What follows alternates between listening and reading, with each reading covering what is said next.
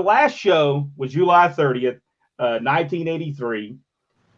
And the reason it was the last show, I'm not for certain, but Michael, you might remember this or not, was the party for Fifi, Jim Cornette, was it done the week prior? I think the week prior, and Cornette took the cake in the face at ringside, and that was, oh my gosh, that was one of the most clever angles at that day and time that anybody around had seen.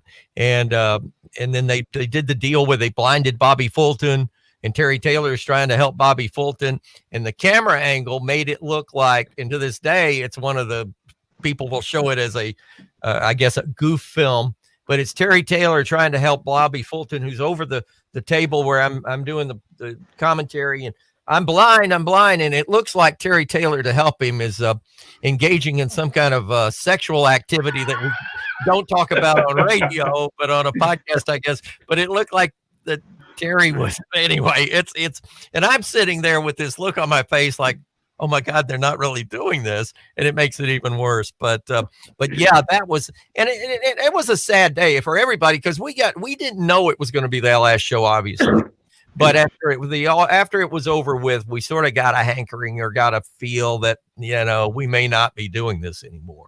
And it was unfortunate, because I think from an audience standpoint and from an acceptability standpoint in the marketplace, and we had some TV coverage, and we had some newspapers talking about it, and one of the radio stations, I think 101 point, the country station there, was doing some things and promoting and talking about it.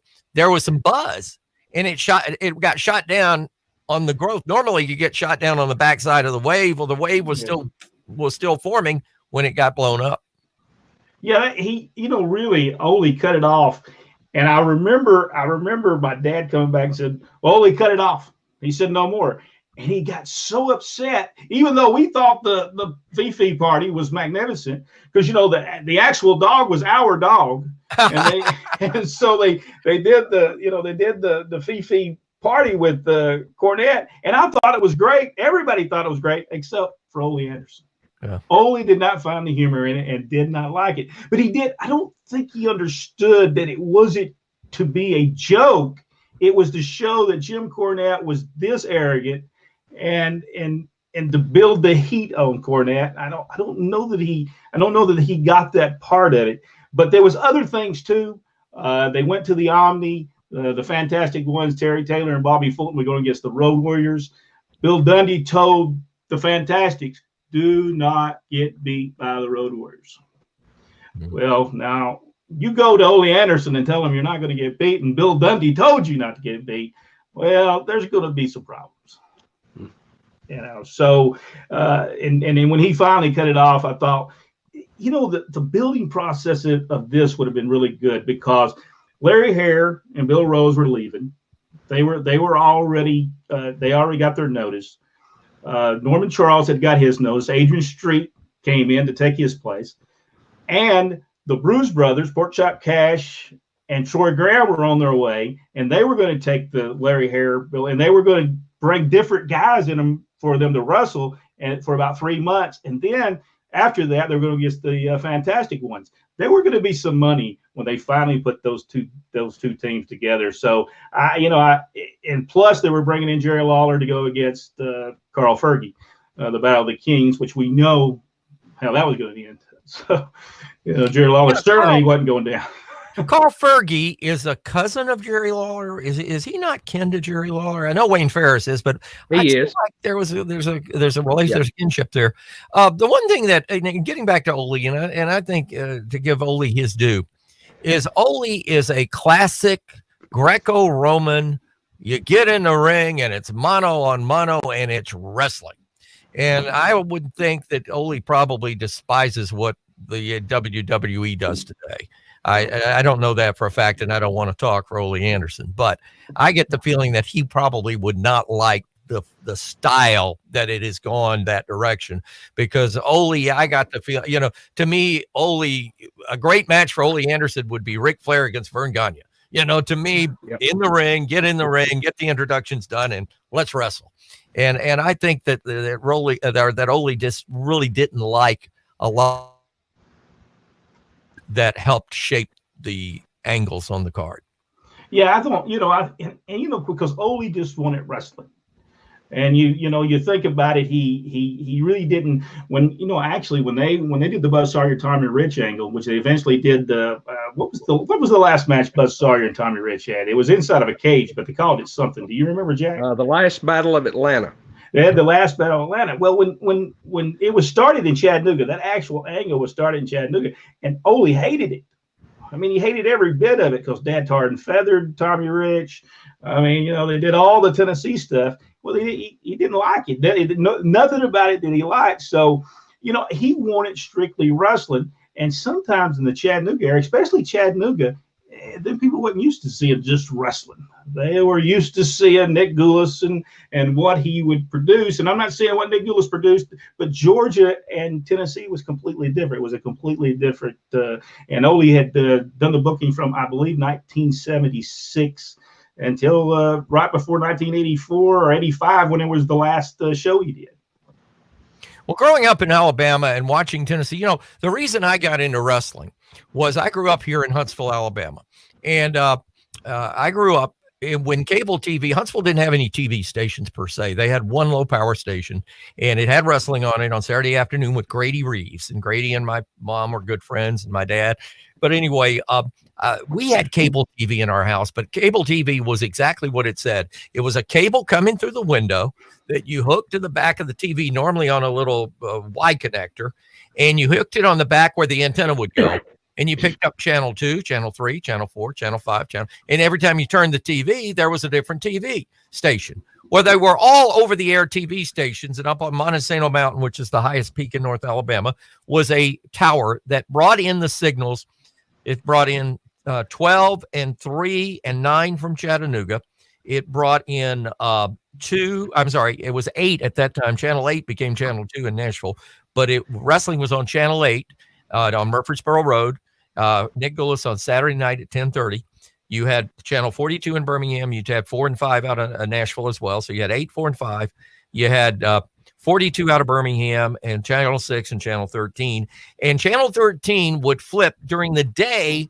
They would be WHBQ TV out of Memphis on my cable or my TV. And at night, it would be Channel 13 out of Birmingham, WAPI. And I don't know why, but it did. So with that, I could watch wrestling at 10 o'clock in the morning, I believe it was, or 11 o'clock in the morning on Channel 12 with Harry Thornton. I could watch Grady Reeves at 4 o'clock here in Huntsville. I could watch at that time, and I want to say Channel 13 in Memphis had wrestling on at like 2 or 2:30 in the afternoon. I could watch Lance Russell and Dave Brown in Memphis. Then I could turn around and watch the Channel 42 TV that night or the Channel 8 TV that night. So I would see wrestlers, and they'd be in Chattanooga or Huntsville, and then they'd be in Birmingham, or they'd be in Memphis, and then that night they'd be in Nashville. And somebody would have gotten juice in Memphis, and they're back in Tennessee, and there's no, and all of a sudden I'm saying, wait a second, there's something going on here. And you'd see a wild melee on Channel 12, and they'd go down to Birmingham on Channel 2 or Channel 42 that night, and with Sterling Brewer, the commentator, and they would do the same angle that I saw them do on Chattanooga TV with Harry Thornton in Birmingham that night. And this was before the bicycling of one tape went around the whole territory. And so I really got sort of smarted up before I ever got to college. And then I followed it in college because it was at the Hippodrome, which was half a block from Vanderbilt, where I went to school. And then when the Hippodrome burned, they put it over at Father Ryan High School, which was a half a block the other way. And then before they moved to Nashville in the Fairgrounds Arena. And so I sort of got an idea of it, and that's how I got interested in it. And then when you're watching commentators like Harry Thornton and Grady Reeves and Sterling Brewer and Smiling Jack Simpson and Jack Green and Lance and Dave, and you're learning the holes and you're seeing and what they call and how they call. I had the greatest education in the world to be a wrestling announcer. So when I got to actually do it, people said, wow, you know what you're doing. I don't look like a wrestler. I've never, like I said, never been a wrestler, but I knew it from watching it. So my thanks to all those teachers. Now, is it true they did not smarten you up before you did commentary? And when I worked for Jerry Lawler for those 4 weeks for Jerry, he sort of let me know what to say, but meetings. Nick Goulas smarted me up the second night I worked for him. The first night I worked for him, he asked me, I'd met George at one of our radio promotions for Kicks 104. And George and I got to talking, and he said, come out to the fairgrounds Wednesday night. He said, we'll let you do some ring announcing. So I came out, and they put me in the ring. I did the ring announcing and, gave it a little flair or whatever. And then after the ring announcing, the second week, I came back, and they had Tom Renesto doing the commentary for Nick. Had Tom Renesto doing the commentary. Tom was a brilliant man and a better wrestler than commentator.